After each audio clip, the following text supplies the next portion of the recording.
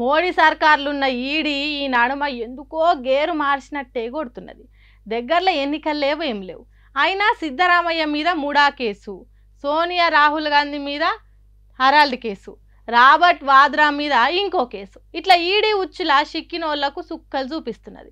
ఇప్పుడు తాజాగా ఈడీ తెలుగు రాష్ట్రం మాజీ ముఖ్యమంత్రి వైఎస్ జగన్మోహన్ రెడ్డి మీద పడ్డది. ఆ ముచ్చటేందుకు చూద్దాం పాండ్రి. మోడీ సర్కార్ జగన్మోహన్ రెడ్డి సోపతిడిచి చంద్రబాబు నాయుడుతో కలిసినందుకో లేకుంటే ఇంకేదన్నా కారణం ఉన్నదో మనకు తెలియదు కానీ ఏపీ మాజీ సీఎం జగన్ మీద పడ్డది ఈడీ. ఎప్పుడో 14 ఏళ్ల కింద మొదలైన మనీ లాండరింగ్ కేసు ఇప్పుడు ముందటేసుకున్నది.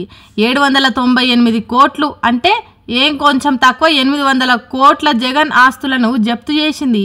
2009 నుంచి అవినీతి జరిగిందా లేదా అనే దాని మీద విచారణలు జరిగినాయి.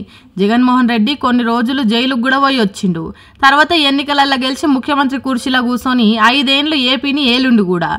అప్పుడు సప్పుడు చేయనీడి ఇప్పుడు దాల్మియా సిమెంట్ కంపెనీ 800 విలువైన భూములను షేర్లను సీజ్ చేసింది. కడప జిల్లాలున్న సున్నపురాయి భూముల లీజును దొంగసాటికి ఇచ్చిండ్రని సిబిఐ ఛార్జ్షీట్ల రాసింది.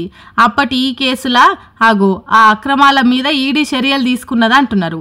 సరే, తప్పు జరిగితే ఎవరినైనా వదిలిపెట్టొద్దు, కానీ ఇన్ని రోజులు ఎందుకు ఆలస్యం చేసినట్టు? జగన్ అధికారంలో ఉన్నప్పుడు ఎందుకు ఈ పని చేయనట్టు? 14 ఏళ్ళు ఎంకులాడిన దొరకని తప్పు ఇప్పుడే దొరికిందా? లేకుంటే జగన్మోహన్ రెడ్డితోని బీజేపీ పార్టీలకు తెగింపులైనయా?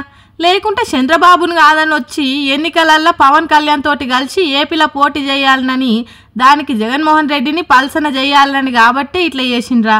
ఎందుకు ఇన్ని రోజులు కనబడని జగన్ తప్పులు ఇప్పుడే ఎందుకు కనిపిస్తున్నాయి ఈడికి అని అడుగుతున్నారట జగన్మోహన్ రెడ్డి అభిమానులు. మరి ఏడాకు సెల్లుతుందో ఈ కేసు ముచ్చట. ఎన్నిసార్లు రాయి కట్టినా కుక్కతోక వంకర అన్నట్టు మేము ఎన్ని వీడియోలు చూపించినా మీరు మాత్రం చెప్పిన మాట వినరు.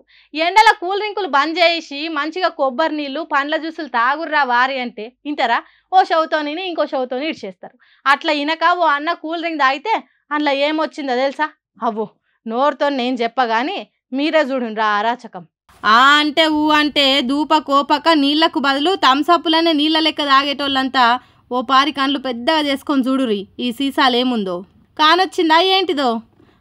ఏముంది, ఏదో శతనో శదారమో ఉన్నట్టుంది కదా, కాదానికే గింత బిళ్ళ పియ్యాలనా అంటారా? నేను ఫస్ట్ దాన్ని చెత్తనే అనుకున్నా, కానీ తీరా బగ్గా నజర్ పెట్టి చూస్తే ఆ కూల్ డ్రింకులా బల్లి తోకగా అనొచ్చింది. ఇది తెలియకుండా ఓ అన్న అందరి లెక్కనే సీసా మూతికి పెట్టి సట్ట మింగిండు. సగం కడుపులో పడ్డాక ఏదో తేడా కొడుతుంది అని చూస్తే బల్లి తోక హాయ్ అని దర్శనం ఇచ్చింది. సంగారెడ్డి పెద్దాపూర్ కాడున్న ఓ రెస్టారెంట్లా బిర్యానీకి సోపతి కూల్ డ్రింక్ కొంటే కూల్ డ్రింకుకు సోపతి బల్లి తోక ఫ్రీగా వచ్చింది. ఇది దాయినాక ఎటో కింద మీద చేస్తే ఎంబటి అలా దోస్తులంతా ఆయన దావకనకు పట్టుకపోయిరట. చూసిరుగా ఎంత పెద్ద కథ అయిందో.